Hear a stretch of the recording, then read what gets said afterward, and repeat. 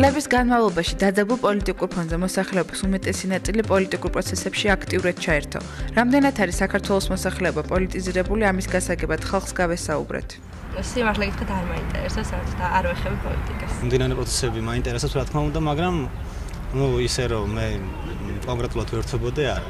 არჩევნებიც ვიყავი, მივეცი კიდევაც ხმა. ვინ ვისმის სახმა და ვინ რას პირდება მოსახლეობას, უფრო არა იმიტომ რომ არ მჯერა რაღაც, უბრალოდ არ მაინტერესებს. პოლიტიკურ პროცესებში ჩართული ვარ ძირითადად უნივერსიტეტის მასშტაბით, ანუ მაგათი მონაწილეობას ვიღებდი უნივერსიტეტის სტუდენტური თვითმმართველობის არჩევნებში. აღარ მინდა ჩართვა.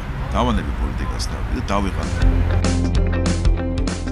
არსებული სტატისტიკის მიხედვით 1992 წლის შემდეგ ამომრჩეველთა ყველაზე მაღალი აქტივობა საქართველოს საპარლამენტო არჩევნებზე 2012 წელს დაფიქსირდა.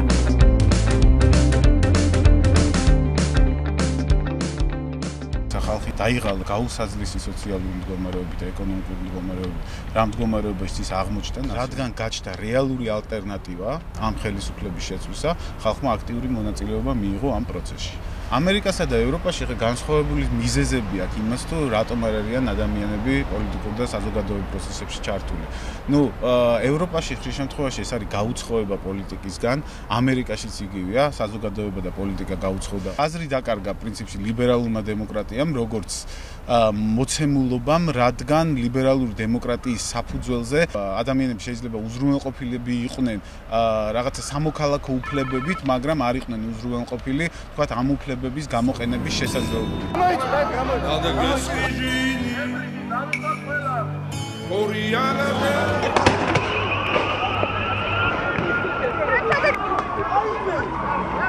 ჩემ ჯანმრთელობაზე იმოქმედა მაგალითად. აი ცუდად თავარ, ავათავარ. აი ამ ნიადაგზე საინფორმაციო სროლა. ეს არის უდიდესი ტრაგედია ჩვენი ქვეყნის, რომ ადამიანები, ჩვეულებრივი ხალხი 24 საათი პოლიტიკაზე ფიქრობენ და სხვა ინტერესები აღარ გააჩნიათ. ეს კატასტროფაა მე მგონი.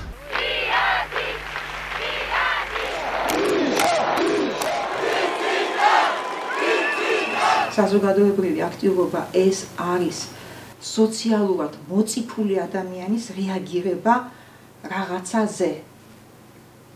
ყოველ სიტუაციაში, ყოველ ქვეყანაში არსებობს პრობლემები, ისე როგორც ყოველ ოჯახში. და ისევე როგორც ოჯახი ცდილობს რომ ეს დაძლიოს, ასევე საზოგადოება როგორც ერთიანი ორგანიზმი ცდილობს რომ დაძლიოს ცუდი კანონი. ან ცუდი ეკოლოგიური, თქვათ, გარემო, რაღაცა სხვა.